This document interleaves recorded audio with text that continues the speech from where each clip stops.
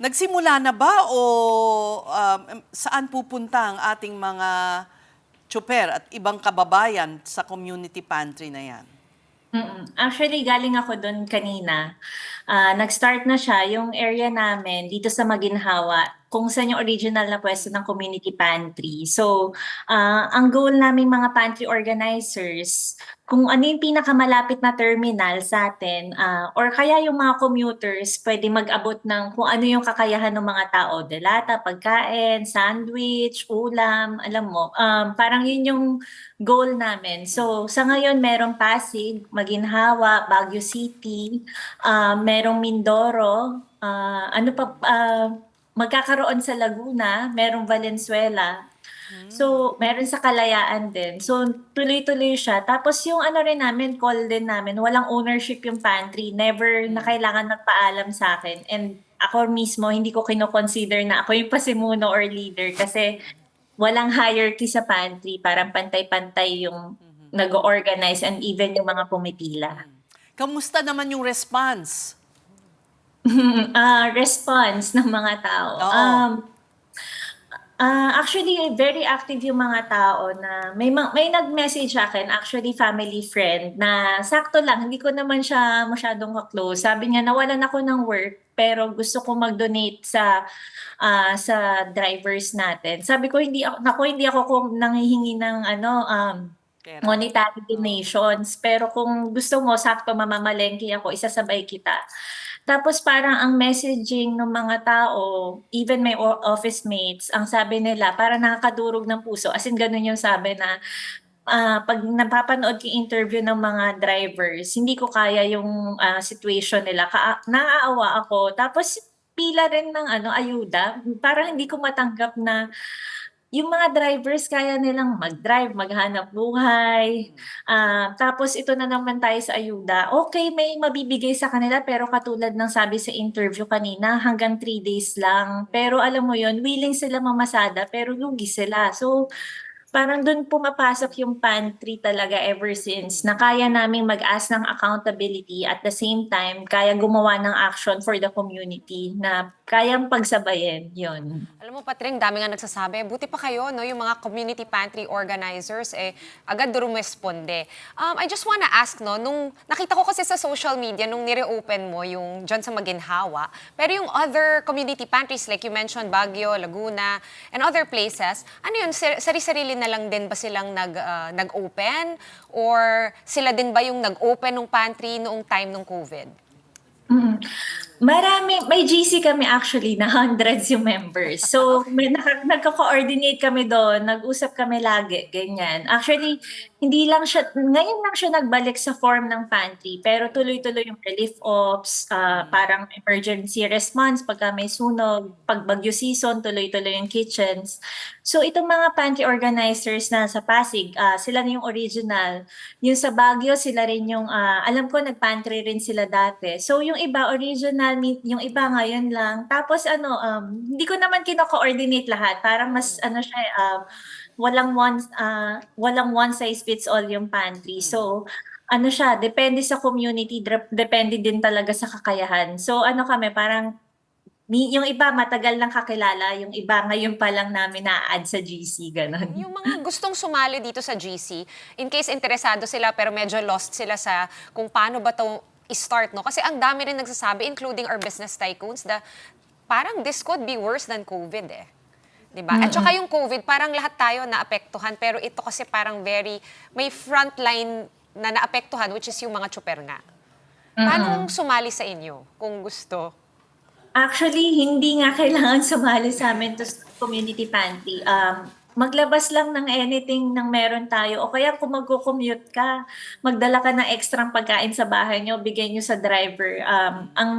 At unang naalala ko talaga doon, merong isang jeepney driver na in-interview na hindi na daw siya makakain ng lunch kasi kulang yung kinikita niya. So, sinskip niya yung pagkain. Tapos imagine kung may dala kang pagkain para sa driver, less na gastos niya that day, mapupunta pa para sa family niya.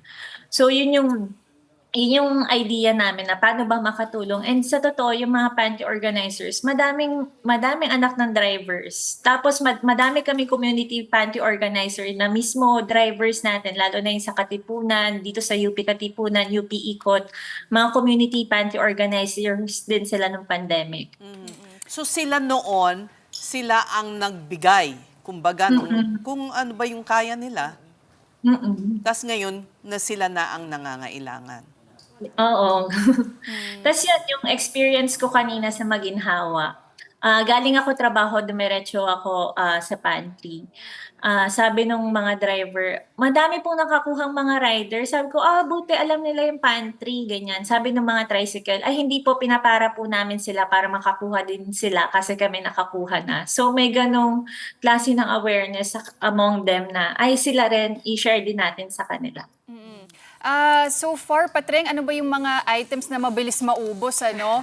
Siyempre, yung mga kapatid nating mga tsuper, may mga pangangailangan din yan, ano? So, gaya ng sinabi din ni Sean, para dun sa mga gustong magbigay or magtayo din ng sariling community pantry, ano ba yung mga items na dapat nandyan?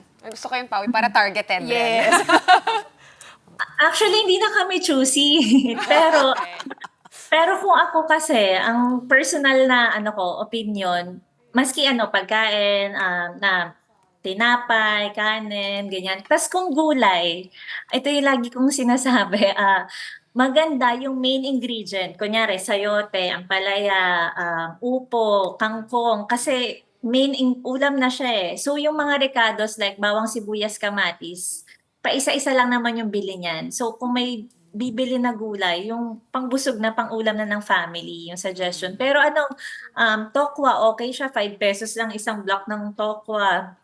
So mga ganun, anything naman ay tatanggapin, anything naman ay mabilis maubos dahil daanan talaga siya. Pero ang suggestion ko talaga, kung sino yung pinakamalapit na driver, pinakamalapit na terminal, focus tayo doon, ganun. At nakakalungkot talaga, Patreng, din, ano, because it's been 6 years already since COVID, since nagtayo tayo ng mga ganitong community pantry, and now we find ourselves in this situation again. Pero what can you say about the government's response so far? Oo nga eh, nung magbubukas ako ng pantry, so 2 days ago, naisip ko parang, ay magbubukas uli ng pantry, ganyan. Tapos parang, ganito na yung nangyari dati, tapos ngayon ulit, ganyan.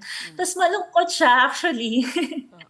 Malungkot siya kasi yung nag-start ako ng pantry, ang una kong initiative ng pandemic ay para sa drivers, jeepney drivers, tricycle drivers, kasi tigil pasada, sila rin yung unang naapektuhan.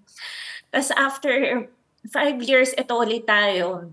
Magpa-pantry ulit, ganyan. Tapos yung pantry, okay, message of hope siya, kindness, sa problema ng pandemic. Pero yung experience ngayon, merong malungkot na nangyayari. May mga nagugutom, may mga naapektuhan. And ako bilang simpleng citizen na middle class din, ano ba yung best na magagawa ko? Ganun. So ganun lang din dati. Pero tapos ngayong nabukas uli yung pantry, parang, ay ito na naman tayo, tumanda na ako, wala na ako sa youth sector, tapos ito uli yung gagawin nating best effort for the community. Malungkot siya, pero ang reassuring ay hindi na ako mag-isa. Kasi nung sinabi ko na, ay mag-pantry tayo bukas, meron na akong mga kasama sa pantry na, ay sama ako at tulungan kita magbuhat. Yung mga nanay sa KNL, sabi, nandito lang kami, message mo lang kami pag may gagawin pa tayo. Tapos yung sa government response, actually siya yung pantry, nag-start siya nang hindi ka mapakali, hindi mo alam na ano bang pwede kong gawin, ano ba yung pwede kong i-express, ganyan. Tapos medyo, for me personally, disappointing siya kasi sila yung nasa power. Tapos lahat naman tayo creative, sila yung may budget, ganyan. Tapos hindi ba natin kayang aralin yung taxes natin? Hindi ba natin kayang isuspend yung taxes? Hindi ba natin kayang magkaroon ng mga libreng sakay? Hindi ba natin kaya i-hire muna yung mga jeepney drivers na i-hire tong mga kahit, alam mo yun, kahit government employees na ito, kayo na magsaservice muna, tas may sure kayong kita, ganyan. Mga ganong idea man lang. Tapos, ang malungkot kasi, 'pag hindi ko makita yung mga drivers natin, titigil sila ng pasada kasi lugi naman sila. Tapos yung may-ari naman ng mga sasakyan na middle class, hindi rin makabiyahe. Gusto nila public transport kasi mahal din yung gas, pero walang pumapasada. So ano mangyayari sa ekonomiya natin sa Pilipinas, 'di ba? Parang ano, malulumpo tayo dahil sa ganitong sitwasyon. Okey lang sa'tin na may frontliners na maapektuhan, na totoo naman talaga 'pag nagtaas yung presyo um, ng pamasahe, magtataas lahat. Pero ano, pahihirapan lang din natin yung mga drivers na 'to, na sila rin yung nahirapan nung una, gano'n. So, gano'n yung experience ngayon. Tapos yung sa ayuda, okey, may ayuda pero sinasabi ng mga drivers, kaya namin mamasada, kaya namin magtrabaho, ilang years na namin 'to ginagawa. Tas yung ayuda 3 days lang kami magsu-survive.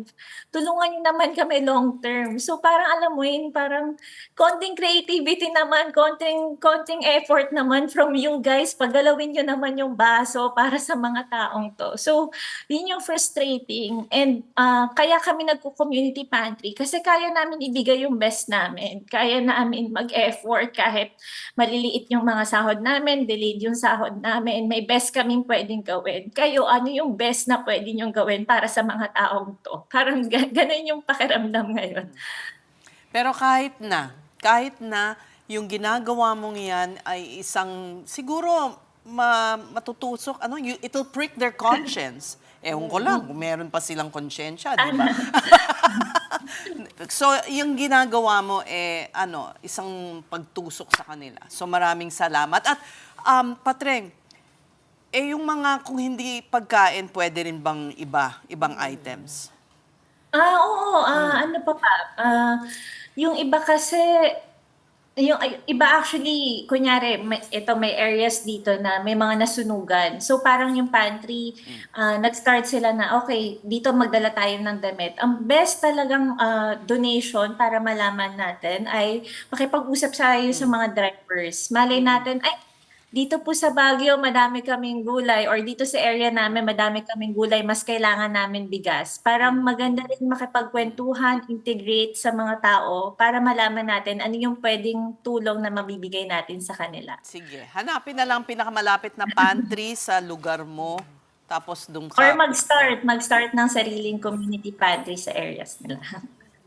Alright, thank you so much for the inspiration, kahit na frustrating. Oo naman. More power.